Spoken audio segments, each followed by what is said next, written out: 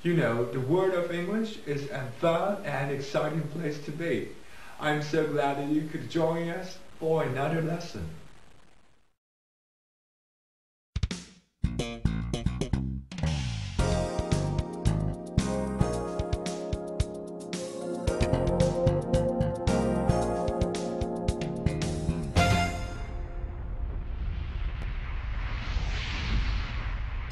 Hi everybody, this is Mr. Duncan in England.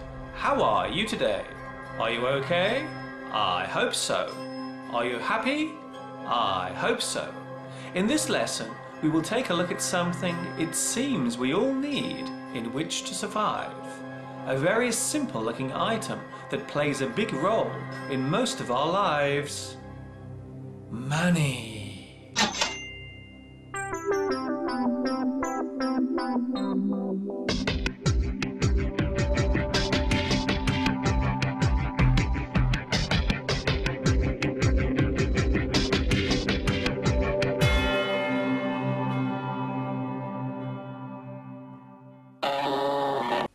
The word money is a noun that normally relates to the means or way of exchanging the value of an item that is sold or a task that is carried out or done.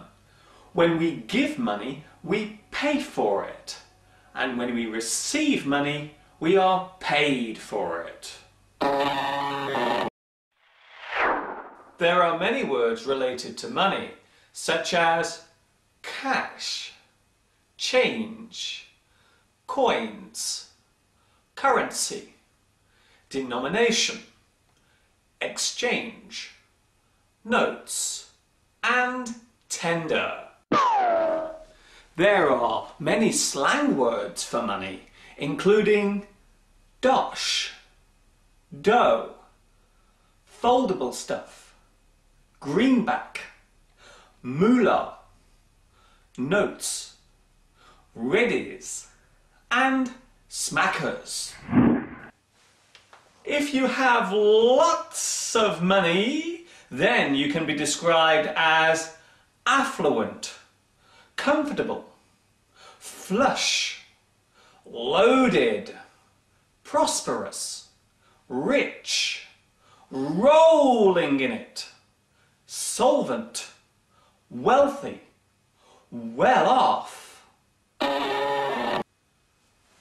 If you have no money at all, then you can be described as bankrupt, broke, bust, destitute, insolvent, impoverished, needy, on the breadline, poor, and penniless.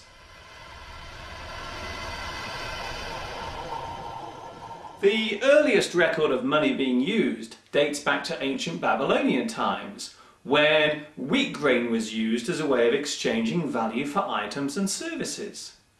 It was not a perfect system, but it did allow the eventual creation of what we carry around now.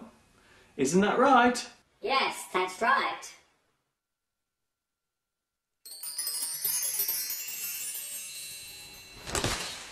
In the past, people would save their money in a bank and only used it when it became necessary to do so. When you put money in a bank, the people who own it will use your money to buy shares in a company or invest it, and because of this, you will make more money too. This particular system is called interest. So, keeping your money in a bank was considered a good thing to do.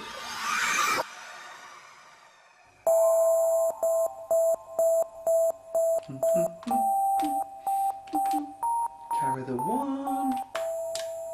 Ooh, nice. There are many words connected to banks and banking, such as account, your own personal bank storing space that has its own number or code. Deposit, the money you put in.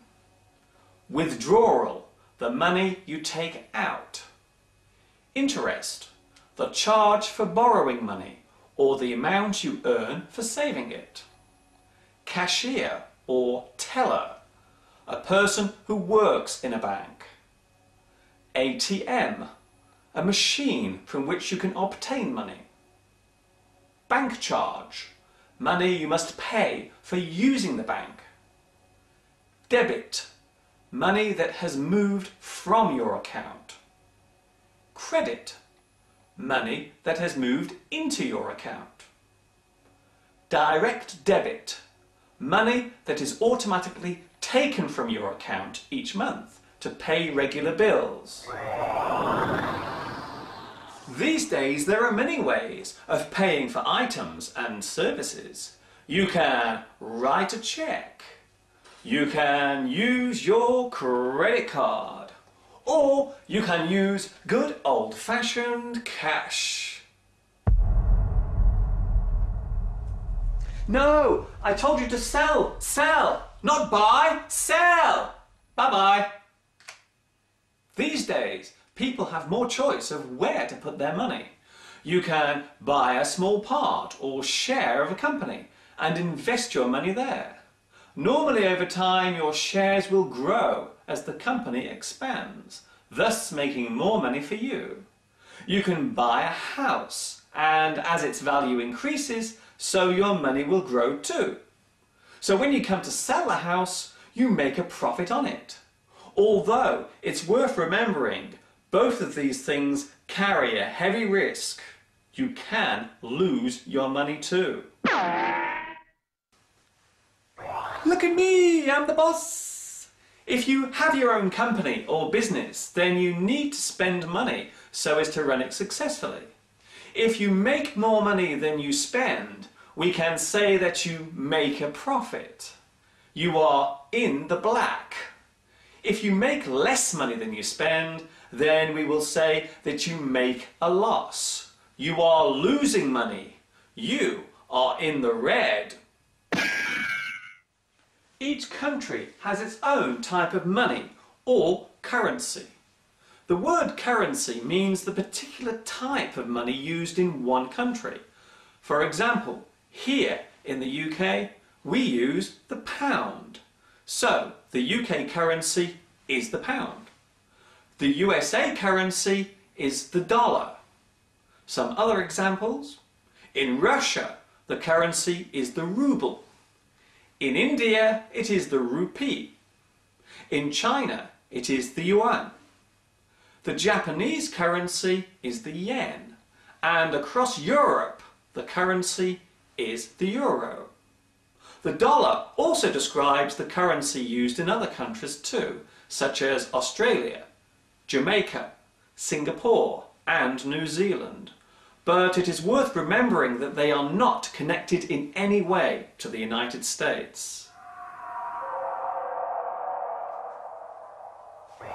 Each country's currency has its own value, and this is called the exchange rate. We work this out by comparing the value of one currency with another. For example, I can compare the UK pound with the US dollar. Right now, the UK pound has more value, so if I travel to the USA, I will actually get more money for each pound that I change into dollars. However, if I travel from the USA with dollars and change them into UK pounds, then I will lose money. This is how the exchange rate works between all countries. Sometimes you gain, and sometimes you lose. There are some idioms and phrases relating to money, such as, money doesn't grow on trees. This means that money is always hard to get. Money is the root of all evil. This means that money can often make people do bad things. I'm not made of money. This means that I only have a certain amount of money that belongs to me. That will cost me an arm and a leg. This means that something is too expensive. It costs too much. You look like $1 million. This means you look great and healthy. Splash out. This means to spend a lot of money all at once, in one go. Rob Peter to pay Paul. This means that you borrow money from one person to pay back money you owe to someone else. Money makes the world go round. This means that money helps us to live and things to happen. Throw your money down the drain. This means that you waste money or you spend it on useless things and rubbish. Of course, there is one big problem with money, and that is that most of us do not have enough of it. So very often we must borrow it from the bank. The bank will lend it to us. This is called credit. Of course, they will also charge us for this service, and this time we must give interest to the bank. Each day that we have the money, the bank will charge us. Sometimes this can lead to us paying a very big interest charge. You can now borrow money by using a credit card. Once again, the bank is giving you the money, but in this situation, it does not have to be paid back so fast. These days, many people own a credit card. Some of us have 4 or 5 credit cards at one time. During the past 10 years, people have been spending much more money than they are actually earning. In 2007, we saw the early signs of a problem in the way we all borrow and spend money. It seemed as if the banks were becoming less willing to lend money to people. As we all now know, this has led to a big financial freeze or hold on giving credit. We call this situation the credit crunch.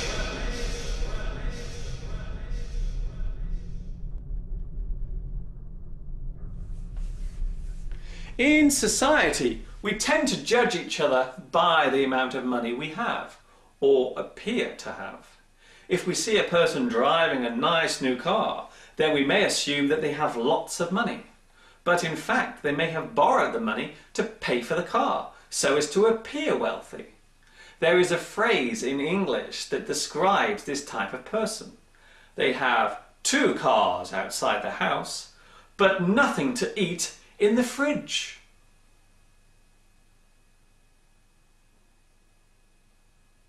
Okay, I'm ready for my transition. Special effect, whooshing noise. Where are you? Ah, here it comes.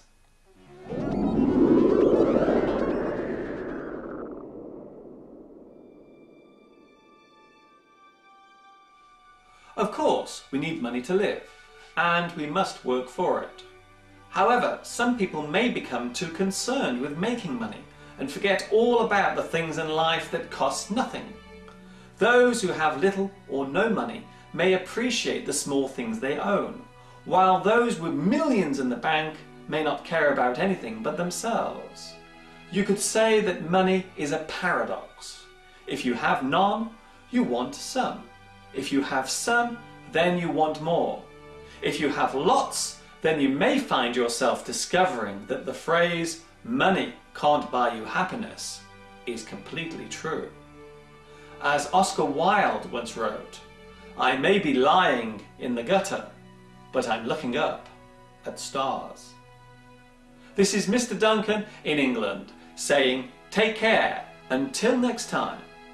Ta-ta for now.